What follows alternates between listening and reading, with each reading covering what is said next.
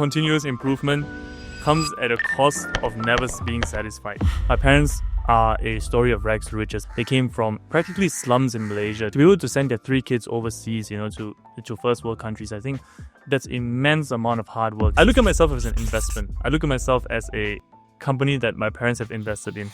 I get to determine whether the company is in profit or in loss. In the long run, I do hope to go back into politics back in my home country in Malaysia. Future Prime Minister, man. I don't know. We'll see. We'll see. Maybe a member of parliament at least.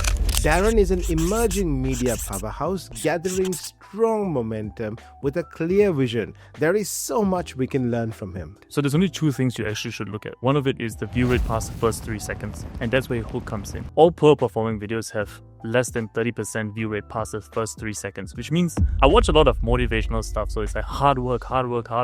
But when I don't create it, I feel like, what are you watching? Like, everyone's screaming hard work, but when it comes to actual work time, you don't even put in the work. So there was this video that I did criticizing this restaurant, and I got a lot of hate for it. I mean, people can get really personal with it, especially, and they're like, oh, go back home and review curries instead and this and that. And I was honestly really worried that I'll meet a hater in real life, to be honest. I was like, oh my god. I was walking through Civic and I was like, what if someone just punches me here? So I've seen some videos in some restaurants in Canberra, they've gotten like 2-3 million views.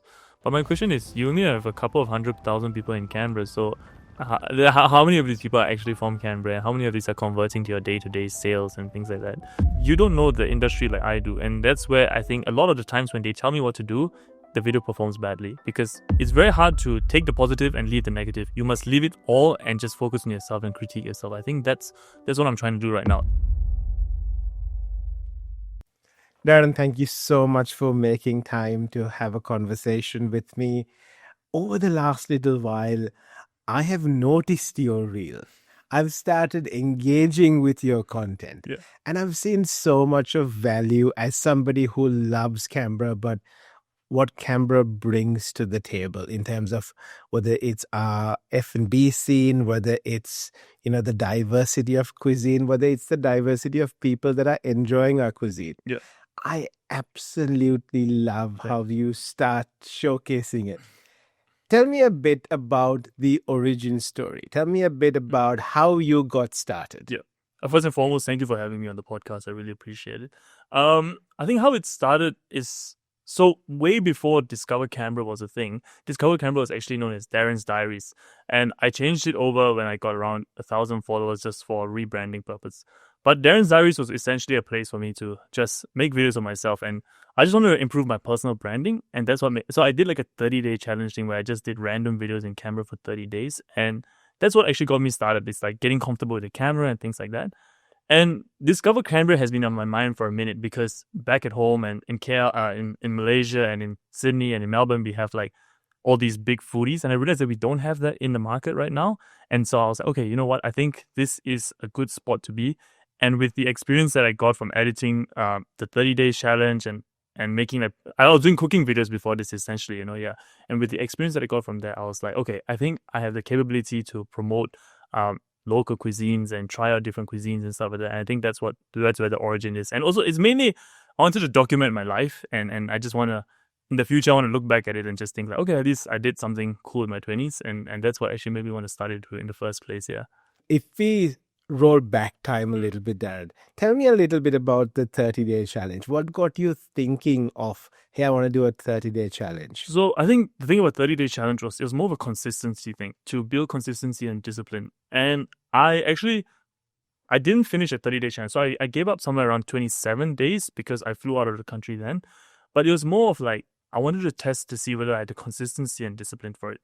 And I thought I did until when I was actually doing it every single day. I was like, oh wow, there's like, you need to think of a new idea every single day, and of course the views are not there like today. It was like, I think less than 1K views and things like that. So I think it was during that time where I was like, I want to build consistency and I want to build a discipline at least for 30 days and see whether I can get through it. Yeah, I think that really changed a lot. I learned quite a bit from it. Yeah, I think that has eased out the process right now, because making a video once a week now is way different from making a video every single day, and I think that's what made me want to do it, just to test my discipline, honestly. Yeah. What makes a young person want to test their discipline? It boils down to what you actually want in life, and I think fortunately I'm in a really good place in life where I don't have everything, but I know that I know people who have a lot of stuff, and I think that what sets the people apart is just whether they have discipline and persistence to keep to something over a long period of time, and that's what makes them get it. And I think that's what makes me want to test out my discipline, is to see, okay, I have all these wants, and like one day I want to have a big house and a big car, but what's the point of all of this if I don't have discipline in the first place? Talent and stuff is all there, but at the end of the day, you can build up talent if you have a good enough discipline. And I was like, okay, I need to test myself in this aspect. Yeah. There's a lot of things I need, and there's a lot of things I need, and maybe like a good body or a good fitness regime and stuff like that. I realized that everything actually just boils down to discipline at the end of the day. If you have discipline to come in every single day, you should be able to do it. And I think that's what made me want to do it at a young age, to test it out, to see whether I have it, essentially. Yeah. Tell me about the personal branding thought. Where did that come in? I've heard lots of, right now, lots of people who are successful in business, or lots of CEOs want to build personal brands. Yeah. What made someone like you say, hey, look, I want to create that personal brand. I want to see what that looks like? So what I studied in uni was politics, essentially. Politics, philosophy, and economics. And in the long run, I do hope to go back into politics back in my home country in Malaysia. Future Prime Minister, man. I don't know. We'll see. We'll see. Maybe a member of parliament, at least in the long run. But I think it was there that made me realize that, look, I can't go back home right now because I want to settle down in Australia for the time being. So, but I can't just start working on my personal brand when I go back home. So why don't I just do it right now? Why don't I try to do it? Because essentially this whole thing about being on camera and being on things is like a mini version of politics. It's a mini version of putting yourself out there, getting used to the hate and the negative comments. And these are things that you definitely get in politics.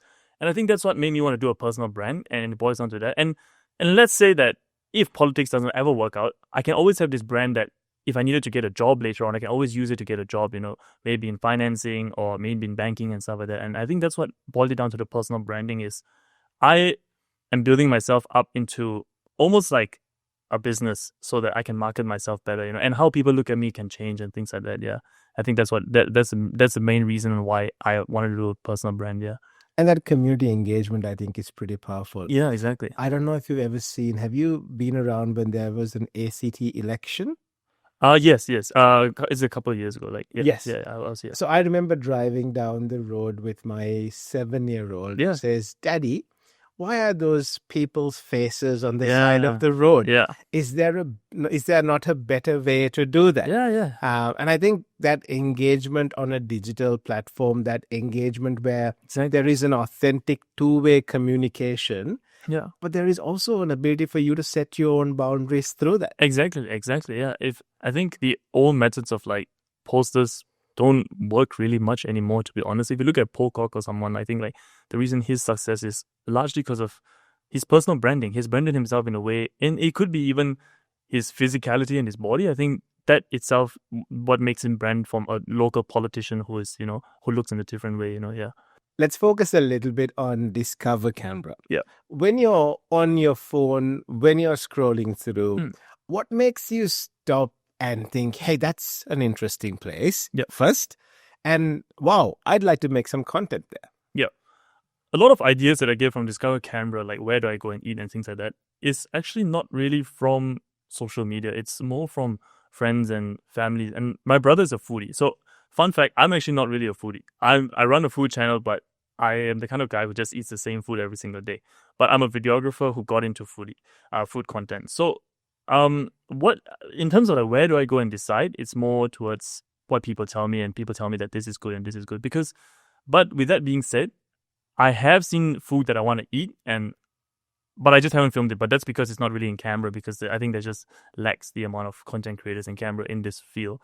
But I think what makes me I would want to film it someday is if simply it looks good, and if there's a good story behind it. I think that's something that I want to try and shed light upon. I think that's what I would film it. Yeah, essentially that's about it. And if I think it's engaging, if the food looks really good, I want to put them on the spot.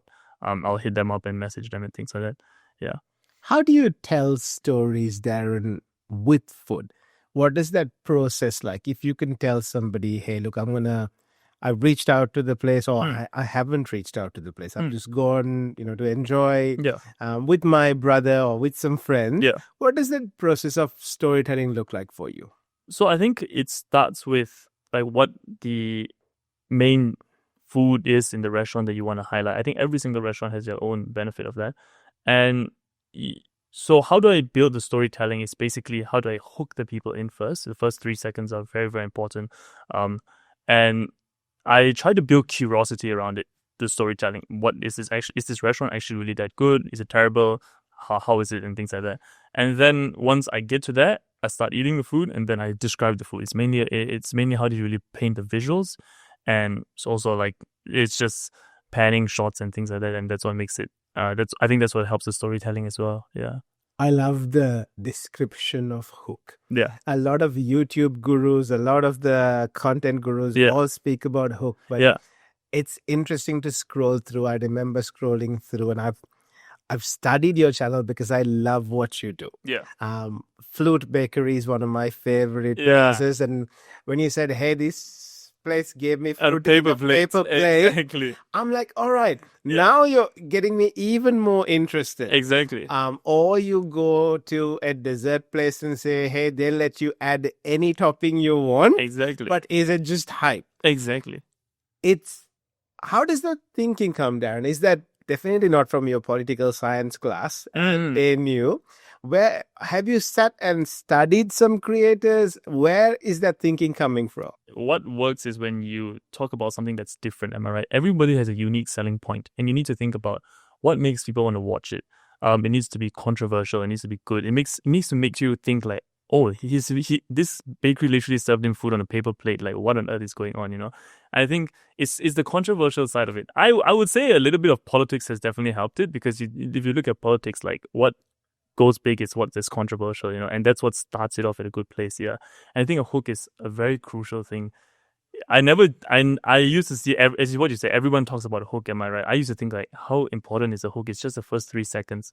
But from what I actually realized is that like all the videos that don't do well are the videos with poor hooks, and the reason why it's just looking at data and things like that. But yeah, essentially, I think like hooks help it, and what makes me think like this is like, what would make me watch a video? It needs to be like controversial. It needs to be something that's like interesting, like it needs to, it can't be ordinary, yeah, because everyone's doing the same thing. You need to stand out and be different, yeah, essentially.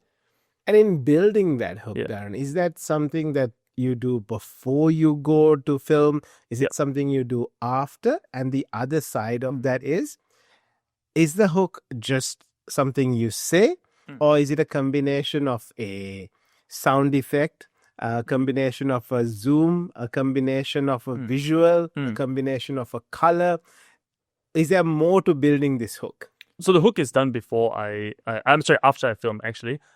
Because after I film, I know what is the unique selling point. It is combined with the slight graphics of like ever-changing fonts and this and that to hook people and stuff like that.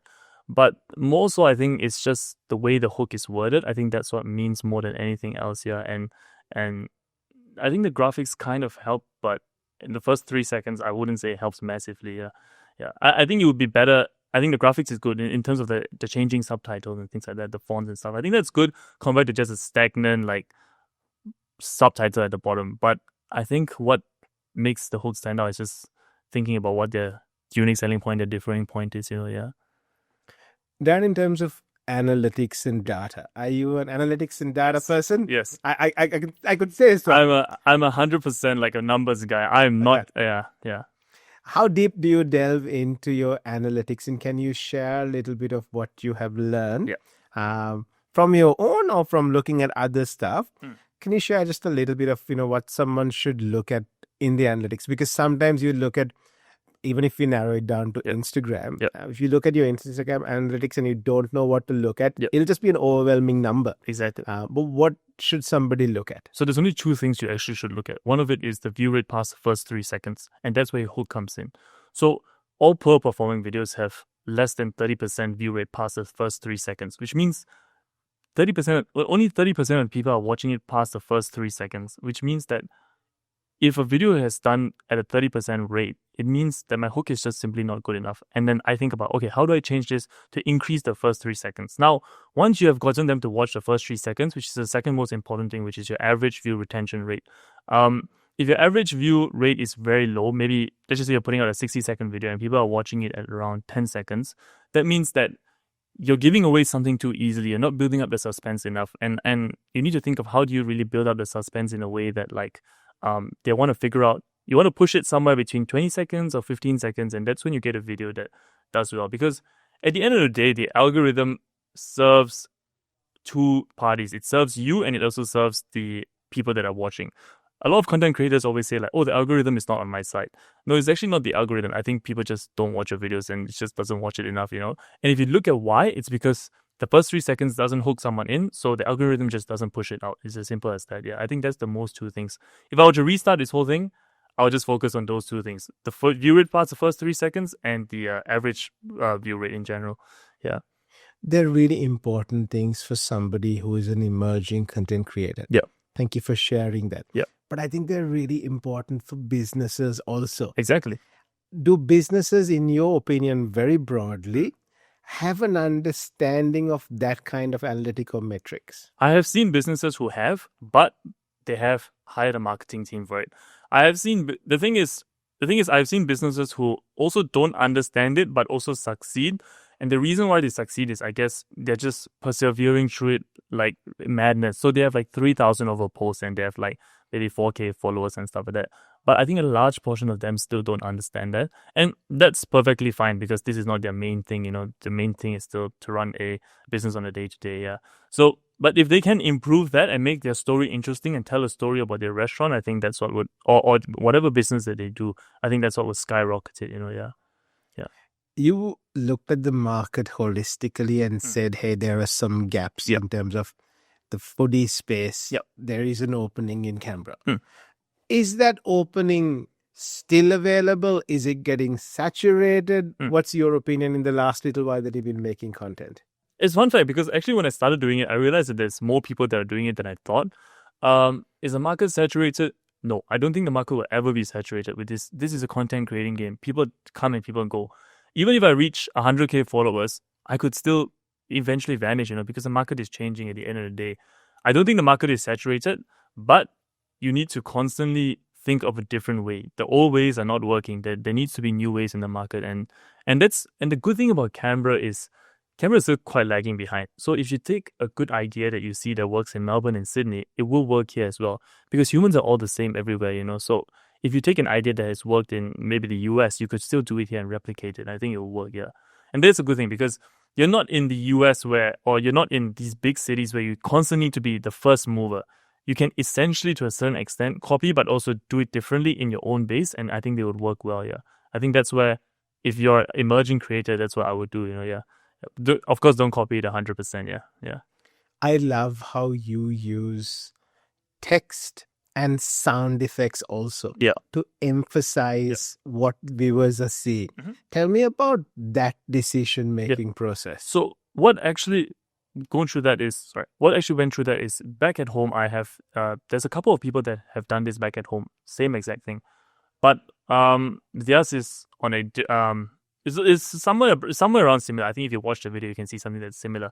And when I was watching those videos, I was like, something is keeping me entertained. It's something that's constantly changing. And it's honestly, how the whole thing works is it's just a dopamine effect, am I right? The more that's changing, the more dopamine is produced, the more satisfaction you get. And that's what made me decide to do it. Because when I was watching these people's video, I was like, okay, this is something that I would like to incorporate in my video. And eventually when I decided to do it back home in Canberra here, I was like, I need to include this element of graphics, sound effects, because that's what changes it up. You can't, unfortunately, the human average span of attention span is massively decreased to a level, So it's just how do you constantly create this dopamine hit for users and watchers, yeah, and that's what made me do it. And social media isn't social anymore; it's more interest media. Yeah. So you've got to get in that feed really quickly. Yeah.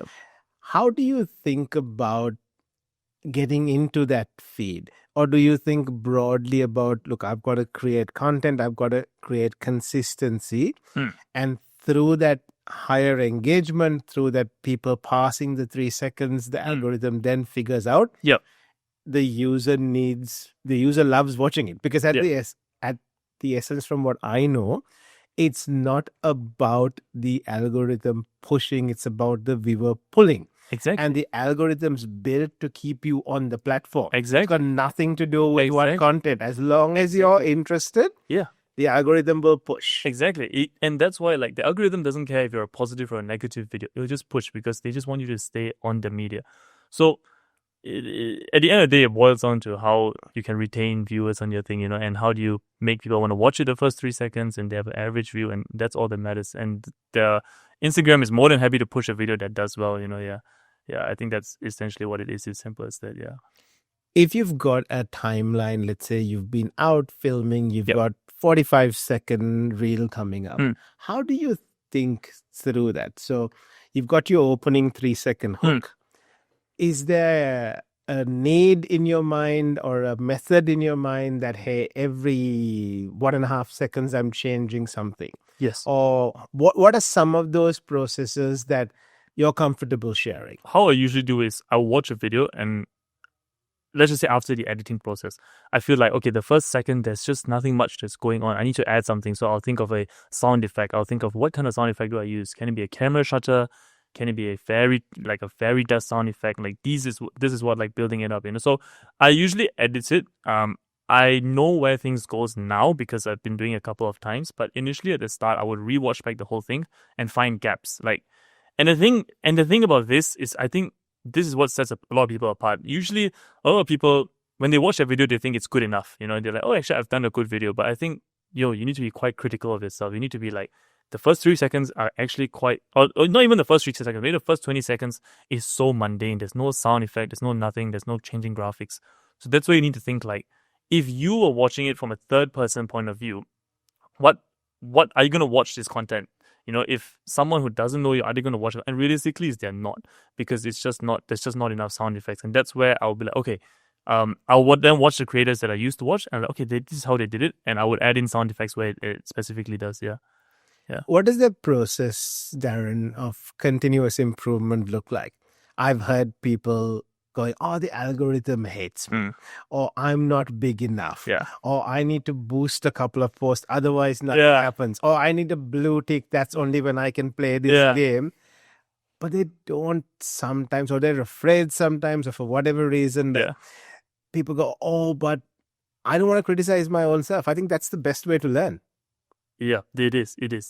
I think continuous improvement comes at a cost of never being satisfied. And there's a fine line between it. And unfortunately, a lot of my work, I'll never really be able to appreciate it because I always compare myself. But then again, I think, and I've thought about this, like, do I really want to change? Like, this is a quality that I have. And I'm like, do I really want to change it? At the moment, no, because if you want to, you need to constantly be comparing yourself to improve. And that's what sets you apart from everyone else, you know? I think someone who doesn't critically reflect and doesn't critically criticize their work, I think that's where it's quite hard, because you stay in where it is. Like, you're not breaking out of it. You're not thinking like what works and what doesn't work. You're blaming the algorithm. But at the end of the day, the only person you have to blame is yourself in the game, you know? Because there are people that are smarter than you. There are people that are dumber than you that have broken through this. You can only blame anyone but yourself at the end of the day. Yeah. And I think that's what you need to have: continuous improvement. You need to have extremely high levels of critical self-reflection, but it comes at a very, very cost. They're never satisfied with your work, and unfortunately, that's just how it is. Yeah. Look, I'm reflecting back and I'm going, yes, the pain is real. Yes.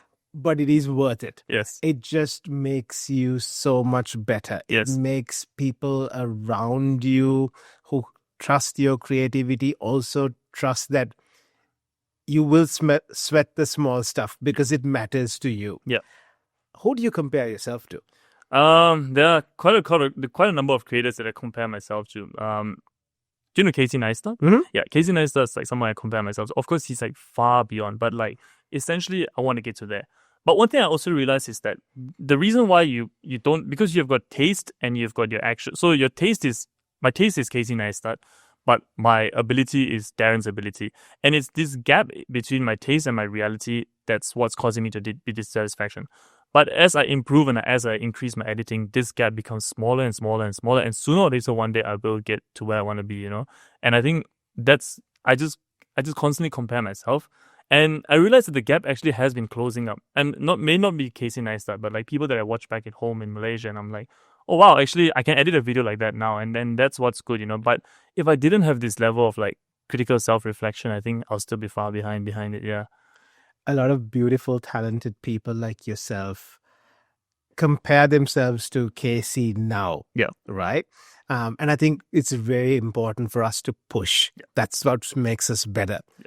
But it's also important to understand that, Casey used to ride a bike in New York. Exactly. And then he saw people parking on the bike lane and he started crashing his bike on Exactly, yeah. That's where he got his fame. Yeah. But Casey had that consistency to show up Every day. single day, yeah. Casey speaks about how difficult that is. Yeah. But he does show up. Yeah. He does have a family. Yeah. He does run. Yeah. I've seen him doing runs with Peter McCannon going, oh my God, like I'm out of breath. But it is that relentlessness that helps you. Yeah.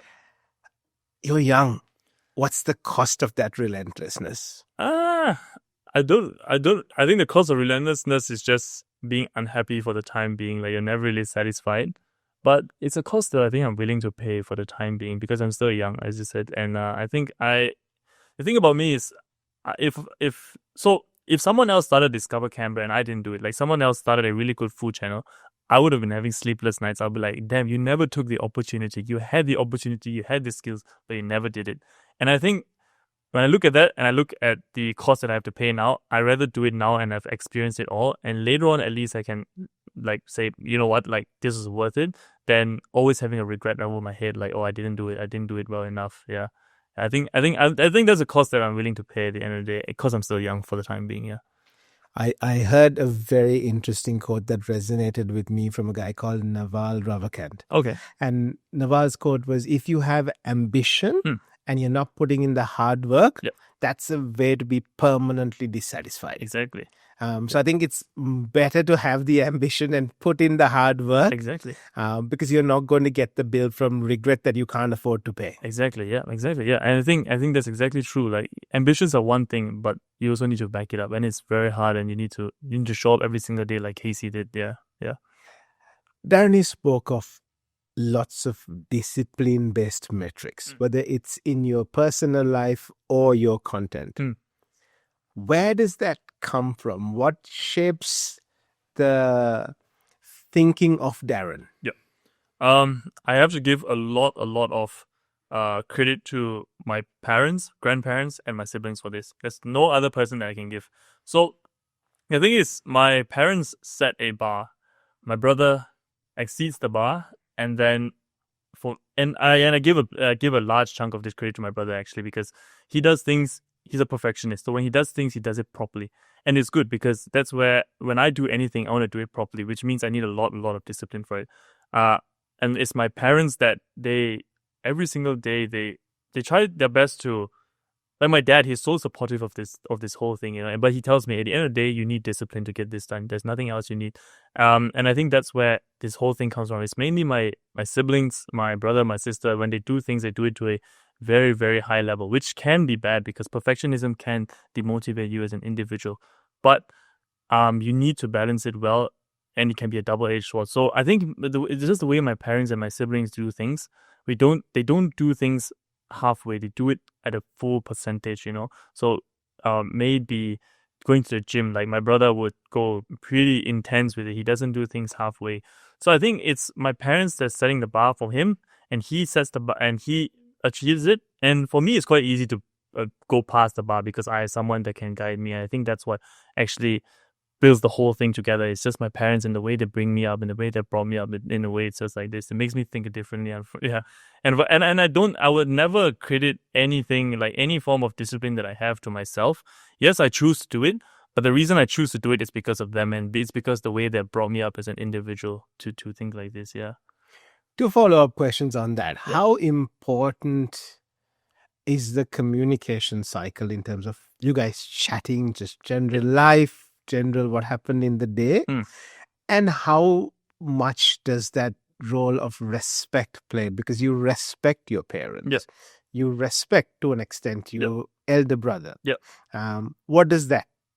In terms of communication, like we I think we communicate quite often regarding like our Family WhatsApp group?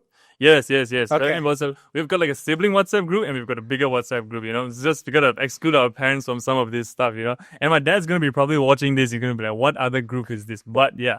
So I think there's that. So there's communication all the time and we live together. We try our best to live together and not live very individualistic lifestyles, no matter what.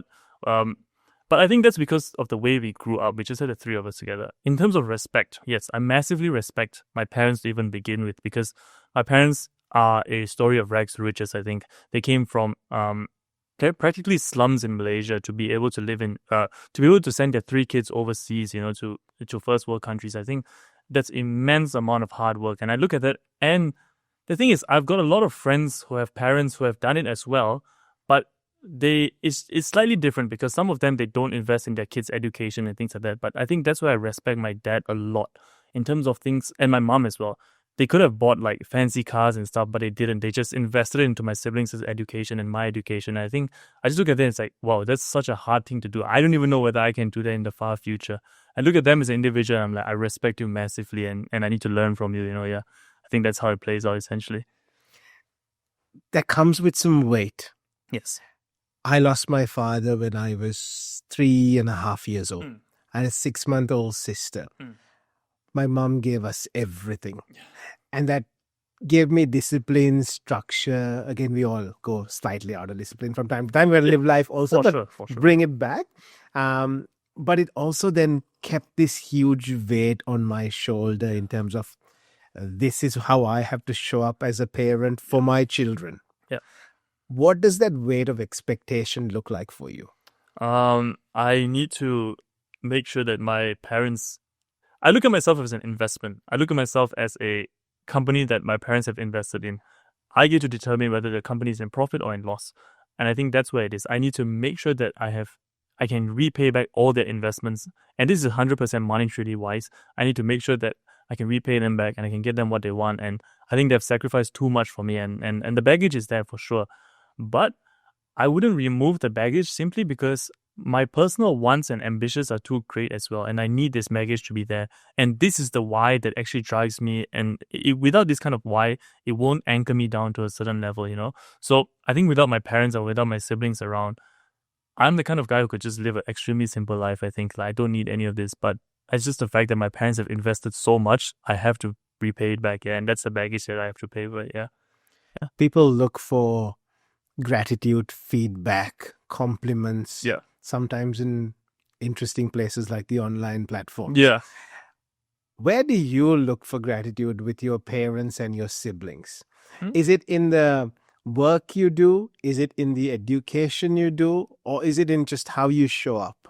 I think it's mainly like how I show up for them, like in terms of if any one of us needs help, I'll always be there for them no matter what. So, and the thing is, I can have my point of views, but no matter what differing point of view you have, I'll always be there for you, for my siblings and my parents and things like that, And I think that's what increases the form of gratitude that I have to them. Because at the end of the day, I think my siblings are much more successful than me, so they just there's nothing that I can do that will eventually outshine them. So I think the other ways I can repay them back is just being there for them essentially all the time. Yeah.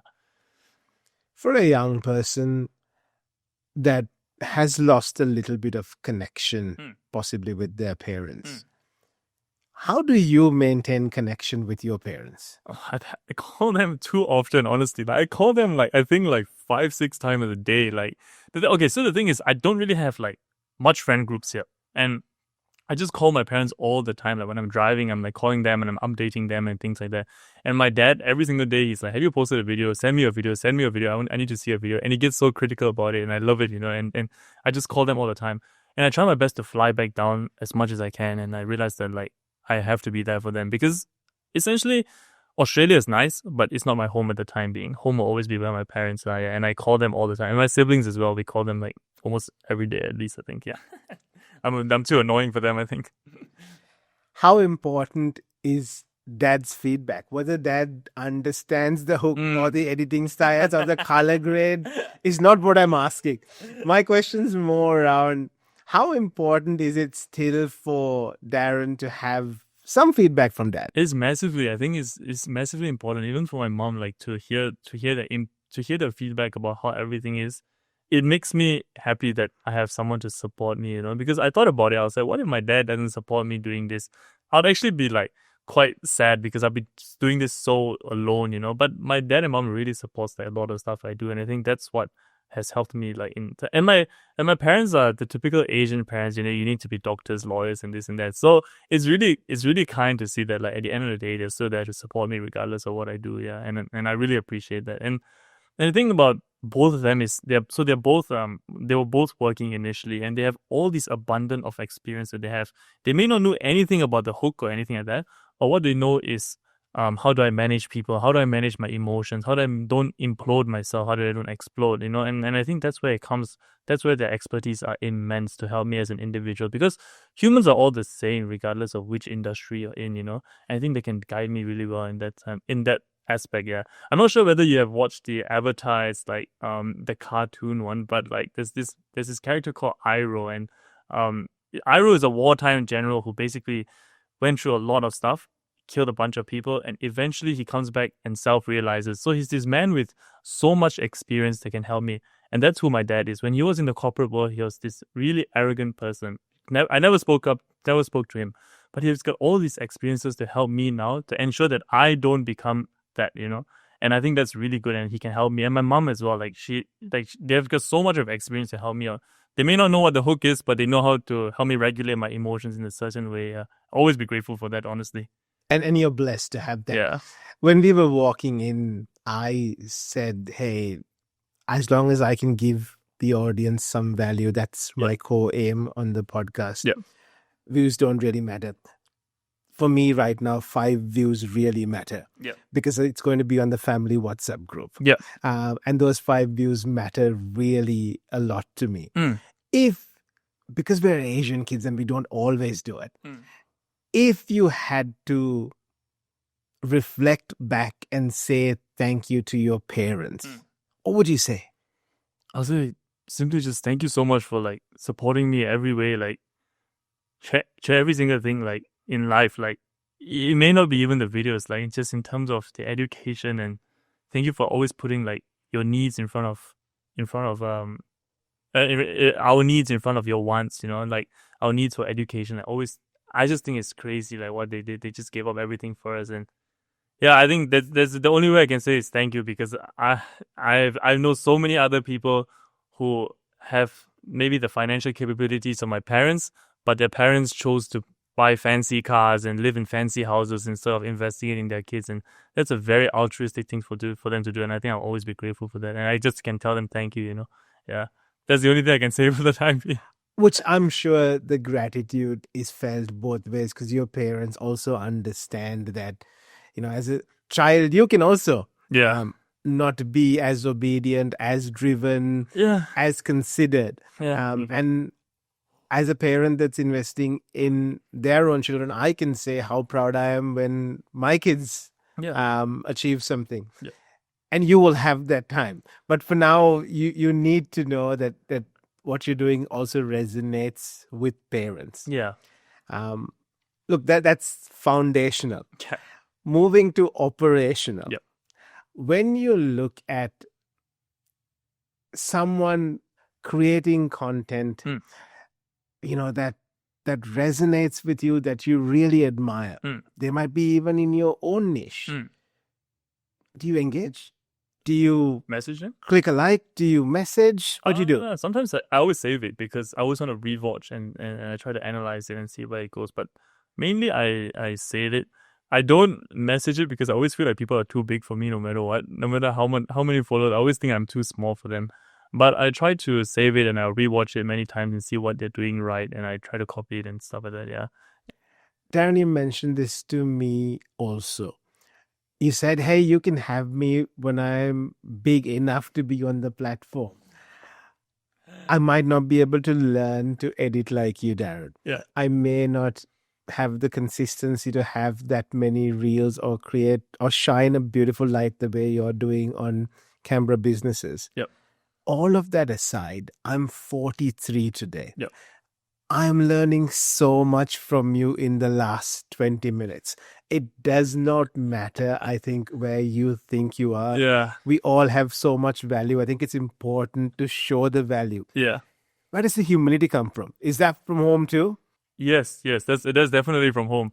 It trickled down from my mom to my brother and my sister. Like, so my brother's a doctor. He doesn't like to be called a doctor, no matter what. And I think the humility is there. Like, you'll never really, and it's good, but it's also bad sometimes. But yeah, I think that's where the humility is. It keeps me humble no matter what. Yeah, I don't know whether I ever feel big enough. That's the thing. How do we balance that, Dan? That's something when we migrated from Sri Lanka to Australia that both of us, me and the wife, grappled with. Maybe we still do. Is how do we not lose the roots? How do we not lose the gratitude? But how do we continue to give ourselves value? But do you mean like how? So when do you feel that you've made it? You have a voice at the table, but you still can be kind and grateful and support other people. But you have made it. You have a voice at the table. So no matter how much of humility I have, deep down in my heart, I know that what I've done is a really, really, I'm proud of myself to a certain extent. I think the proudness will be shown if I need to show it. It's kind of like if somebody's being a bit annoying sometimes, and I think I will show it. But like usually most of the time everyone's kind, so like who am I? And the thing is, there's always a bigger fish in the ocean, and you don't know who you're swimming with at the end of the day. I can be around someone that like has. If I told myself like, hey, I've got 5K followers, there could be another person who is like, I've got 100K followers. Who are you? You know. So it's kind of like deep down in my heart, I know what I've done is really good. But I don't need to boost it or boast it to other people because I know in my heart like what I've done. Yeah.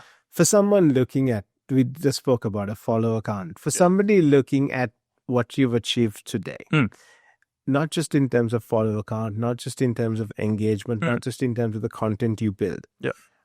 What is that journey looking like? Because the first video that you posted, let's say, where you're making tofu, how do you build up that engagement? What does that journey look like for you? So the first video I did was actually about, I think 1.5 years ago. I filmed it in the Phillip market. It was just a random vlog and things like that. How the journey looks is more towards self-reflection. Like, what do I want to do? I need to improve every single time, or at least every couple of videos I need to improve once. I think that's what sets it apart. So initially, the first few videos, the first part of it was color grading. How do I master my color grading? After color grading, it's how do I build a storyline? And this is what happened. So when I was building the storyline, that's when I was doing cooking videos. How do I keep people engaged?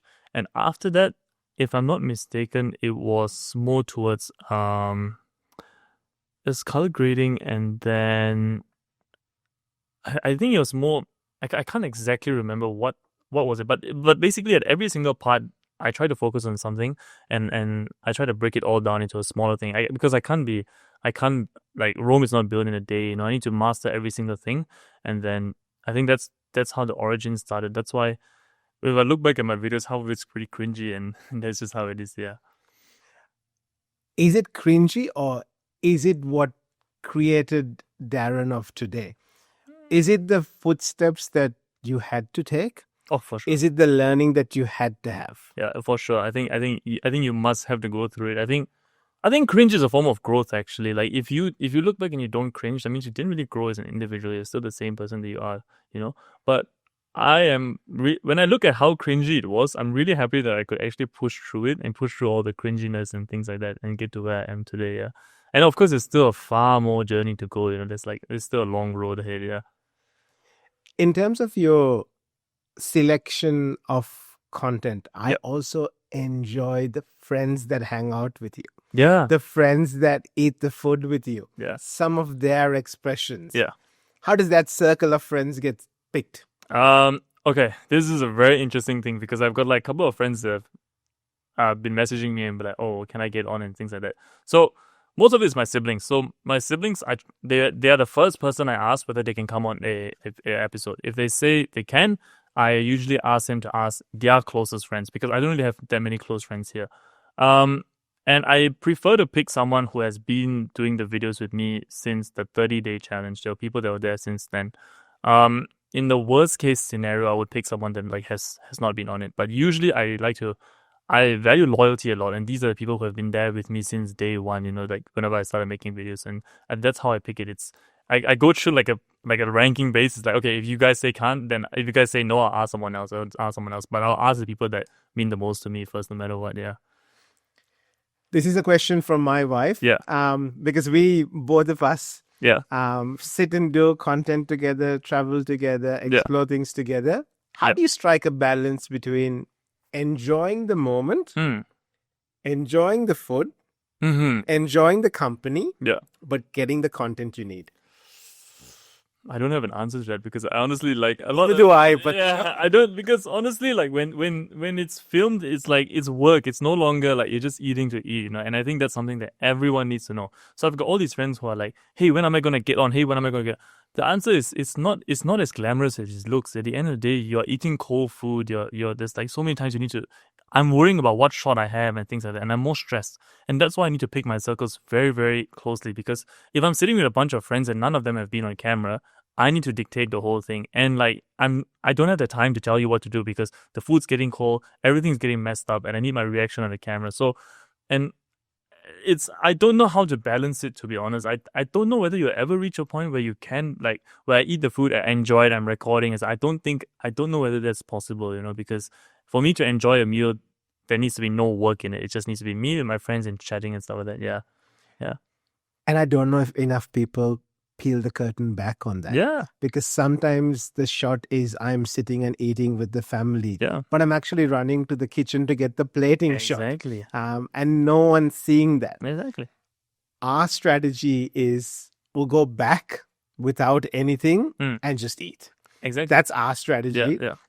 So that, or at least if we're doing 3 or 4 things somewhere, the 4th thing is without cameras. Yeah. That just takes the pressure of work off. Do some people need to understand the work that goes into it? Has anyone asked you questions about, hey, what's the work looking like? Because people always see, hey, my God, it's like such a cool thing to be a food blogger.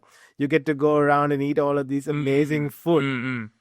Yeah? No, I don't think there's so much more to it. Yeah, I don't think anyone has really asked me, like, oh, what is the work behind it? Everyone is always like, oh, it's good that you get invited to places, or it's good that you get to have free food. It's like, it's more work than this, you know. And yeah, you're filming now, but you need to be back at home, and then you need to be 8-9 hours on the computer editing. There's so much more to this than, it's not as fun as what it looks, you know. And I mean, I understand. I mean, sometimes you see people like doing some videos where they're walking out of the house, but you and then they cut it out. But there's actually a whole video where they're coming back in to take the camera and they're putting it in their pocket. And it's like there's so many things that you don't see on the internet, you know. Yeah, but I can't expect them to understand as well, because that's just how it is. Yeah. In terms of the workload that goes in, does that process get tiring, or are you still loving it and enjoying it? It definitely gets tiring. But the thing is, I can't sit at home and watch a movie. That's the thing. Like when I try to watch a movie, at the back of my head is like, what are you doing with your life? Like, what are you not working or doing a video? So it's tiring, and I got this from my mom. Unfortunately, it's like, I think it's just a workaholic thing where like you just nonstop, you have to do it, you know. And it's tiring, but it's something that needs to be done. And I rather do it now than much do it later on, you know. Yeah. Yeah. Look, it's a blessing and a burden. Yeah, and sure. And you've got to know how best to balance it. In terms of that drive and that journey, a lot of people get caught up in the consume versus create. Yeah. I do watch stuff. Yeah. A lot of stuff. But sometimes it's white noise. Yeah. Sometimes I'm listening or watching when I'm doing something else. Yeah. How do you balance create versus consume? so I realized that every single morning I woke up, I'll be checking the likes. And once you check the likes, you automatically get sucked into the thing, you know? So I try my best to not touch my phone in the morning. I try very hard. And with that being said, there are still many mornings that I still do because it's just chasing for likes and things like that. But I think the balance is you need to be aware that what you're doing is not optimal to a certain extent, and you need to install apps that can sort of remind you. Like sometimes I have apps on my phone that tell me that, oh, you've been scrolling for too long and things like that. And I think that's where you balance it, because you also need ideas from these videos, am I right? But you also can't consume it for too long. So I think that the way to balance it is you just need to have self-awareness to tell yourself that, hey, I've been on this for too long, and go back to work and things like that. Yeah. Guide me on apps. Guide me on apps that keep you your best. What are the apps you use? There's this app called Forest. I think it's just on your phone. So it's called a Pomodoro method, and I'm thinking you know about it. So it's 20 minutes of work and 5 minutes of chillness and things like that. So, but actually, I don't really need it when I'm editing because I like editing genuinely. But I use the app for when I was studying, and so it just says on my phone. It like whenever I switch on my phone, it literally just says that go back to work. That's all it says, and you can exit the app anytime. But it's just this simple phrase of go back to work. It's like it's kind of like a third person telling me like, what are you doing with your time? Go back to work. Yeah, and I think that's all it takes. Yeah, and sometimes there's apps that are like, you can set your limit on like 20 minutes a day, and then and you can easily bypass it. But what stops you bypassing it is yourself at the end of the day. It's just Do you feel the pressure to create content every week? No, not at the moment, because sometimes I do have it, but at the moment, because the momentum is there, and the thing is, if I don't create it a week, I feel like, oh, I just lost a week worth of content, like, and I'm further away from the goal that I need to be. So I try my best to create it every single week, because I watch a lot of motivational stuff, so it's like hard work, hard work, hard work. But when I don't create it, I feel like, what are you watching? Like, everyone's screaming hard work, but when it comes to actual work time, you don't even put in the work. So the pressure is not really there. But even if it is there, it's just me pressuring myself more than anything else. But the momentum has been there. You get what I mean? So I've been creating content I've been posting at least once a week for the last 3 months. So it's just, the momentum's just there. Yeah. It's not that easy. Not that hard. We spoke about Alex Hormozi, and one of the things I learned is the definition of stupidity, and I love it. He defines stupidity as watching lots of really insightful podcasts and doing nothing about it. And I think that's something that's real, that people need to know. It doesn't matter how many hours of motivational content you watch. What matters is, what are you doing about it? Exactly. How do you hold yourself to account? I think when it's hard, when something gets hard, I actually realize that like everyone else is feeling this way. So I work on the weekends as well. When I do some weekend shifts and things like that, and it's hard, and like, but then I realize that what I feel is what everyone else feels. So I just need to push through this, and then I can be better than everyone else in this aspect. And that's how I look at it. So like, and that's what makes the hard work worth it.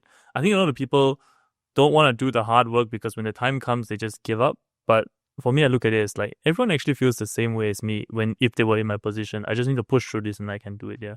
It's as simple as that. Hard things are hard. That's why they're hard. Yeah, exactly. Yeah. And I think I'm fortunate because I've got friends who have much bigger companies, like friends' parents who have much bigger companies. And I have seen that they can do it. And the only difference between me and them is just this exact time that I need to go to work. If I don't go to work now on the weekend, I'm going to be the same as everyone else. But what set this CEO apart from me is he went to work on a weekend probably, you know? Yeah, and that's how I look at it, yeah.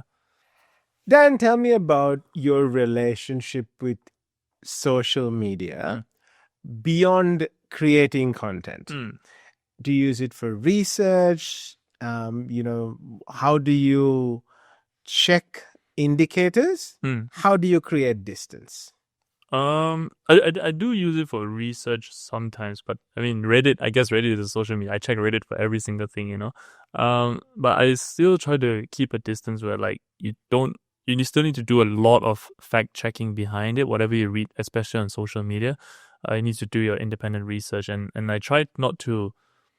The thing about social media is it is an echo chamber at the end of the day. You're seeing what you want to see, and I try to see differing opinions and differing perspectives and all the time. So I keep my distance, I keep my check, or else you're gonna go into a deep echo chamber where you just see what you want to see, and that's what the social media wants to tell you to do.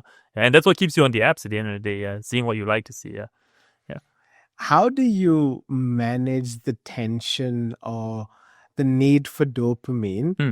that gets you to go into analytics, that gets you to go into check how many likes, how many shares, how many saves? I'm very poor at that, unfortunately. I can't control it at the time being. Like I always still check it like I think every single hour I check it at least once. Like how many likes do I have and this and that. But the reason for that, but I don't know whether it's possible to change it, because the reason I'm checking for likes is because likes is an indicator of a business at the end of the day. It is, if you have a lot of likes, it determines a lot of your success in this industry. And I think that's what is like, I do a poor job to like balancing the dopamine and checking it, but I'm trying to break it. I don't know whether it's possible, but I guess it's because I put an immense load of pressure on the likes. To me, if I can get 1 million likes tomorrow and the next 20 videos, it means that I'm set, like I could earn money from this for full time and things like that. So I think there's a lot of pressure that I've put on the likes, and it's one making me check the likes all the time. It's not that I care about people's opinion, but it's just an indicator of almost like a revenue report, let's say, how the video is done. Yeah. I love that intellectual framing. I'm Yeah. going to use it because I'm also really bad at Yeah. not checking likes. 'Cause Yeah. I'm going, I care, that's why I'm looking. Yeah. The cost of it is the challenge that sometimes I'm mid-edit, but Yeah. I want to go and have a quick little look at Yeah. how's my content Video doing- performing, Yeah. right? How do you balance that focus time versus some of the distractions of social media? I try my best to, in terms of social, I always use my phone to check it. So sometimes like when I get so sick and tired of checking, I just put my phone in a different room, and I think it's just as simple as that. And then it's very unlikely for me to go on my browser and search for Instagram. Sometimes I do it, but very rarely. But also the other thing that I realize is this: this comes back to a 3-second rate. So if a video is at a 30% 3-second rate, there's no point there's no point of me checking it. The video is just not going to do well. It's simple as that. Even if I get 200 likes or 100 likes, it's not going to get 1,000 likes. It's not going to change because the algorithm has determined it. Move on. That's the only way that I try to tell myself this. And if it's at 60%, a viewer at past 3 seconds at 60%, I tell myself, okay, but it's just going to go higher and higher. Nothing's going to change. What's going to change is your next video. You need to focus on the next thing. Yeah, I think that's why I kind of tell myself to not make myself check my thing. It's not really going to change anything. Yeah. Social media sometimes is also an unforgiving place. Yeah. Tell me about comments that have impacted you. Tell me about the good ones, because it's always easy to talk about the bad ones. What are the good ones that have given you some motivation? I think most of the comments that I get in person really makes me happy. When I meet up with people and they're like, "Oh, your videos are good," or when I hear from my brother's colleagues tell him that, "Hey, I saw you in a video. It's a really good video," and this and that. I think that's what makes me really happy. In terms of like individualistic comments, I get happy, but I don't know whether there are many people that leave comments about me personally. It's more of a restaurant, like, "Oh, the restaurant tasted really good," so I don't really feel much from it. Yeah, but it does make me happy when I hear someone else tell me that, like, "Oh, your video is good," and things like that. Yeah, social media can also bring some negativity around. For sure. What do you do with that? Do you engage with it? Do you read? Yeah. Do you reply? What do you do? So there was this video that I did my early on. I think I was criticizing this restaurant, and I got a lot of hate for it. At the start, Great engagement. Yeah, great engagement, but it got to me, to be honest. I didn't think it could get to me, but it really got to me. And like, I mean, people can get really personal with it, especially, and they're like, "Oh, go back home and review curries instead," and this and that, and then I guess initially I was responding to quite a few of it, but now I don't really like. I don't know. Like, I haven't had like a massive hate train recently again, but that's also because like I haven't like really criticized a restaurant that everyone loves, and that's the hard thing, yeah. Sometimes, but it has the negativity that I got from that video actually made me self-reflect quite a bit. It made me realize that maybe I'm criticizing this too harshly.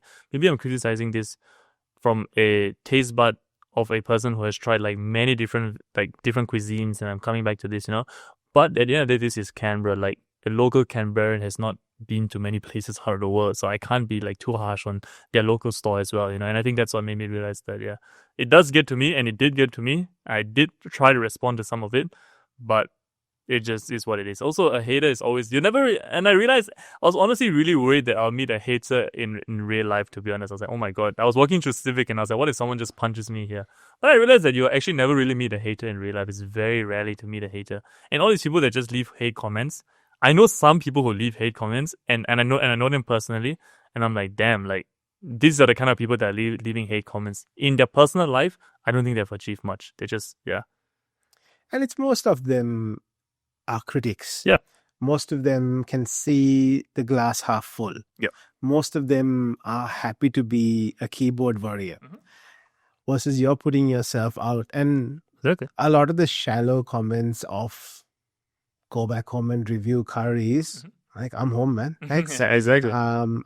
I've got comments saying my kids are ugly. I'm like, thanks. Yeah. Yeah, that's ridiculous. Well, what do you do with it, right? And that's what's important. And it's about, I think, building that resilience. Yeah. That's what social media or digital media has taught me. It's important to build resilience. Yeah. I think it helps us understand ourselves. It helps us understand, hey, you're getting triggered for somebody that you don't know. And that was my initial question around, I value the relationship you have with your parents and siblings. Yeah. Because they matter. Yeah. They count. For sure. Not the others. Yeah. And I think it takes a little while. And thank you for admitting that some of it really hurt. Yeah. For sure. But that then you mature through it. Yeah. What do you do with hateful comments now? How is that journey with, it hurting? You're trying to respond to a few of it. How is it now? I know you might have not got that same volume for criticizing a place. Yeah. But if you get a comment now, are you comfortable to move past? There's actually a thing that I heard recently, and it makes sense a lot. The only way to move past from it is to actually you can't get too attached to the positive comments as well. So if someone says that your video is good, you must just take it with a grain of salt. And this is what makes you start detaching yourself from people's opinion as a whole. It's very hard to take the positive and leave the negative. You must leave it all and just focus on yourself and critique yourself. I think that's what I'm trying to do right now. So if someone tells me a video is good, I say, yeah, thank you so much. But I try not to make it like make me happy or whatever. It's just a passing comment, and you just need to detach yourself from the whole thing, Because if you keep celebrating the wins, then you keep caring about people's opinion as well. And when someone says something that you don't want to hear, that's all affect you quite a bit. And I think that's what I'm trying to do right at the moment, It's just detach from every single thing. Don't take whatever people say, Yeah. Whatever people say is just a passing thought, no matter good or no matter bad. Yeah. Good things aren't as good as people say they are. Yeah. Bad things aren't as bad as people say they are. Exactly. Yeah, exactly.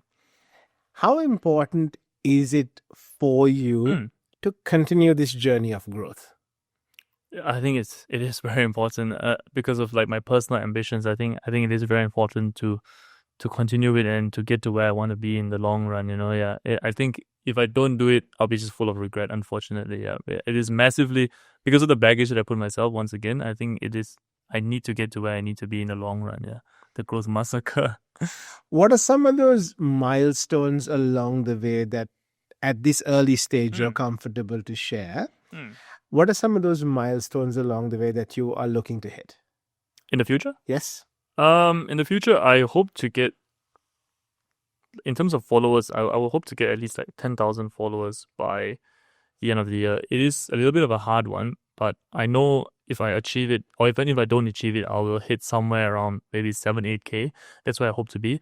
But then again, followers is one thing. I hope to build a business out of this, a business that at least I can sustain myself from it. That's my personal goal for the time being, is to grow it into a business.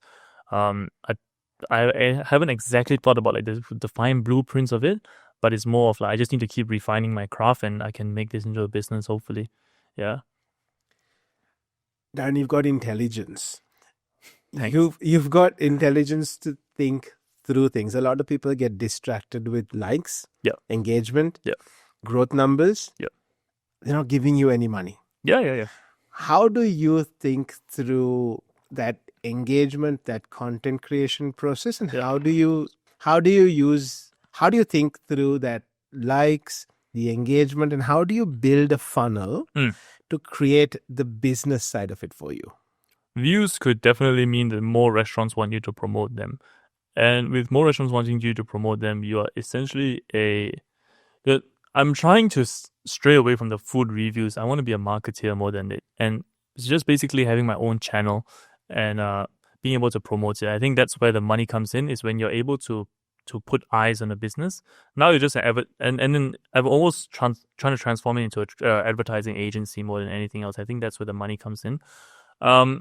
With views, you can get the money, but without views, I think nobody wants to promote it. And it's just as simple as any businesses. Yeah. In terms of like running the business, I think I've had a couple of failed businesses in the past, and I'm much younger, and I think that has taught me a lot to learn how to think.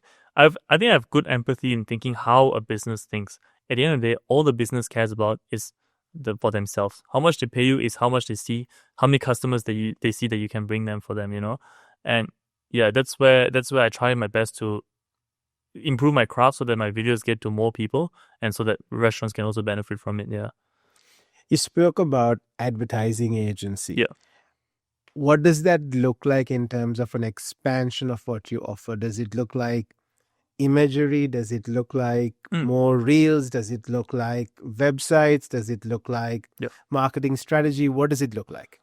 So essentially, that's what it would be. It would be like in terms of creating reels for them to build their personal brand, and also to build websites for them to increase their social media as well. Because I think there is a gap in the market. Like, everyone is still doing things in a very old-fashioned way. There needs to be a new way to do things, and I think I have the rough expertise on how to do that. But I'm also not exactly too sure.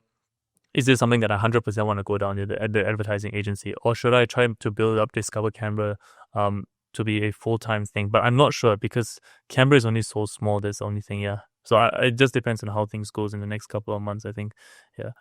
Does it leave opportunity for you to scale up in terms of, tapping into skills and resources available back home in Malaysia?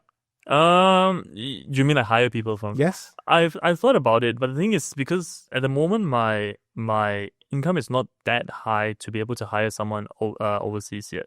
And also the other thing is, I don't know whether they'll be able to get it to the level that I want it to be, because I think it's like a very personal touch thing. At the time being, I'm just kind of like pushing through it. Like, it's hard, it's a lot of work, but it's just what it is, yeah. In the long run, hopefully I would essentially want to do that. But it also depends as to how it goes and things like that, yeah. Yeah. You spoke about a couple of failed businesses. Yes. No one's successful overnight, my friend. That's just learning. Yes. How do you move forward from fear, regret of something not working? So there's a couple of businesses that I did in the past. One of it was like drop shipping, and I think some of it was like landscaping businesses back at home.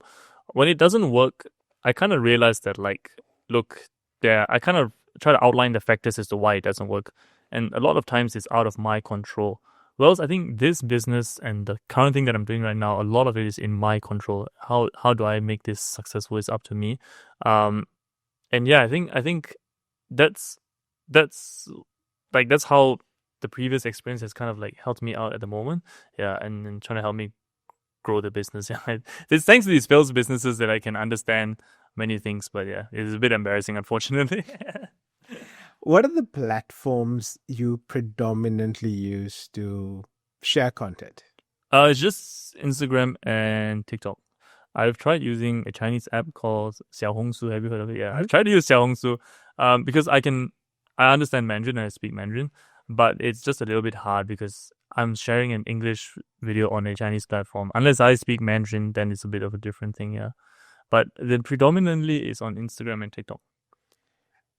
In terms of the platform, if the social media gods one day take away the platform, are you concerned about your audience? And I'm asking this from the perspective that lots of people are building audiences for themselves. Yeah.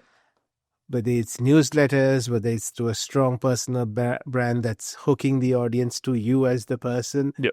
Have you thought through things like that? Yeah, I don't think it would affect me much, because at the end of the day, in the long run, this is still a platform into politics. I think I can still always go back home and join a think tank or an economist firm and still go into it. I think if this thing was not here, that would have been the path I take, and that will be the path I take in the far long run. So I'm not too worried if the whole thing crashes, because I'll try my best to steer it to not the make sure that it doesn't do it. But in the long run, this is just a stepping stone to something bigger, hopefully. Yeah. And it's only teaching you some skills. Exactly. Yeah. It's teaching you a lot of skills. Fortunately, it's how do you manage hate? How do you manage the public media? How do you manage like even something like this, like a podcast? Like how do you do a podcast and things like that? Yeah. It's just the mini version of politics, but it's just on a small scale, I think. Yeah. Both of the platforms you mentioned have fantastic algorithms, have increased in their, short form powerhouses. Yeah. But the platforms are different. What are the differences you've seen? So Instagram is a very creative place. So it values like beautiful colors, beautiful art. Whereas TikTok is more of like I'm using my phone to edit, and that's what makes it good enough. It's just a more personal brand, more of a personal feeling. But with that being said, I've got videos that do well on both sides, but I've also got videos that do well on both do badly on both platforms. So it's more of like I don't really know, but from what I've seen so far, TikTok is more of a chill place. Like everyone just picks up their phone and records. It's not too professional. Yeah, that's the difference that I've seen so far. Yeah. In terms of engagement, only a small part of the world speaks English. A large part of the world doesn't. I've seen really huge engagement for content where no words are spoken. Have you explored that, thought about it? Not really, because that like it doesn't help my branding as a person. Like I want people to resonate with me. So those kind of videos do well. But the question is, are people following them? Like are people really creating a almost like a cult-based following? You're not really, because people are just there for the dopamine, Yeah. And I think that's essentially not what I want. I'd rather have 10 people who truly follow me than like 1,000 people who just watch and don't resonate with what I do, yeah. Darren, is that just your intelligence, or is that your experience also to understand from somebody who looks at stats to go, hey, I'm getting views from all over the world. Yeah. And I'm getting millions of views every time I post. So my vanity metrics look good. Yeah. My purpose is not getting served. Yeah. Where does that come from, Darren? Is that experience? Is that your background? Is that your studies? Or is that a combination of it all? I think it's a combination of it all, but mainly it's, I think, a large portion of my passion into politics will definitely play into it, because I think in politics you need more than just people who agree. You need people to vote for you to some extent. So I think how do you get these people to really do it is they need to truly resonate with what you believe. And I think that's what sets it apart. Like, so I've got some videos that have done like 200-300K views, but to me that's nothing, because these people don't even truly resonate with what I'm doing. It's just a passing thought and just liked it and things like that. Yeah, I think it comes mainly from the politics, and yeah, that's why my passion into politics. Yeah. The Darren of the future seems like an exciting prospect. The Darren of today seems like a marketer that has amazing skills, because if I was a restaurant, I could speak to you and say, hey, look, get me some engagement, but help me with the call to action. And that's something you'll understand very innately, very easily. It doesn't matter if, I don't know, 500,000 have seen my latest dessert that I put out. Exactly. It matters if you can get me 50 customers this weekend. Exactly. Do you think about something like that in your campaigns? Yeah, 100%. Like when I think about so I've seen some videos in some restaurants in Canberra, they've gotten like 2-3 million views. But my question is, you only have a couple of 100,000 people in Canberra. So how many of these people are actually from Canberra? How many of these are converting to your day-to-day sales and things like that? That's when it comes to your personal branding in your localized area needs to matter a lot. And I think that's where businesses need to realize that. Yeah, I try my, yeah. At the end of the day, it's all about sales and how much sales you can drive them at the end of the day, yeah. Are business owners having those conversations with you? Yeah, but I'm not a fan of it when they have these kind of conversations, because it restricts me quite a bit when they're like, oh, I want things done in a certain way. Like, no, if you want it done if you actually want, so you they probably saw a video that did well, and they're like, I want a video like this.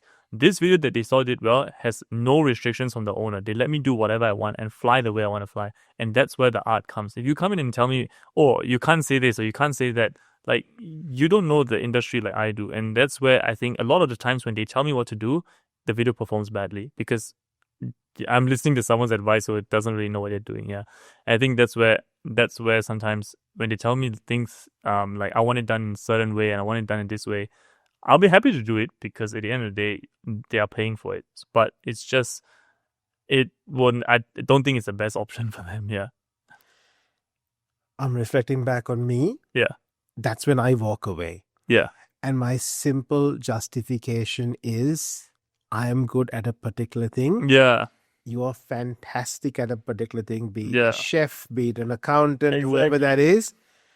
But if one day I try to be the chef, no, it's not gonna work. Yeah, and I think that's where businesses also need to trust, respect, and understand the creatives that they're working with. exactly. Yeah. What has been the hardest for you to break into new, whether it's new restaurants, new cafes, new cuisines? Is there something that you have really wanted to get into that's been a bit elusive? I want to go into experiences more than food because I think the food industry I know that I can create a video that does well. I want to do more experience based because there's so many things in Canberra to do that people haven't explored. Maybe paintball, treetops, and like zip lining and things like that. There's so many more experiences, like hotel experiences, farm to table experiences. In my personal life as well, sometimes I go on like glamping trips where it's not really that expensive, and I wanna promote that. There's like these are the stuff that you can do. I'm finding it a little bit challenging because I don't really know how to market the video for that yet. But I think hopefully sooner or later I can break through it because it's Discover Canberra. It's not really for restaurants. I want it to be for everything. To discover Canberra essentially. Yeah. If I were to put you on the spot and say, tell me 3 of those experiences that are Canberra based that are currently on your bucket list, what are they? So one of it is definitely, I think I saw there was this VR experience in Canberra where like you can wear a VR and you can play some games and things. I thought that was pretty fun that people would enjoy, and not many people really know about it. Another one would be Corn Forest. I think everyone roughly knows Corn Forest in general, but I think they just need to, maybe it can help promote them a bit. In terms of stays, there's some really nice stays that I stayed at that's not exactly like 20 minutes away from Canberra, but people don't really know about it. Or like wine tasting as well. There's another good one. Wine tasting is quite cheap. It's like $10 per person, and I'm like, I never knew that. I think there needs to be more people and to know about those kind of places. And the places where people do wine tasting is this super beautiful architecture. I'm like, oh, more people need to know about this. I think that will be a couple of stuff that I would love to do even in the long run. Yeah. Darren, from your experience, Yep. if a restaurant or someone that's keen on marketing themselves is considering looking seriously at social media, why should they do that? And what should they look at? Why should they do that is simple because social media has replaced radios, it has replaced TV shows, TV advertisements, it's just replaced every single thing. I think it's replaced magazines, it's replaced everything. So I think that's a major reason to look at social media. Social media is a new thing and it's here to stay. How should they do it? They need to build a story. Everybody has a story. They need to think about how they tell a story, and everyone wants to be dining at a place where they can resonate with and something that they can feel, and there's still a gap in the market with this personal branding. I actually wonder whether there'll be a day where personal branding is too saturated. But for the time being, it's not, and they should tell a story on why they're doing this, how they're doing this. Everyone has a story to tell. It's just how do they market it out, yeah.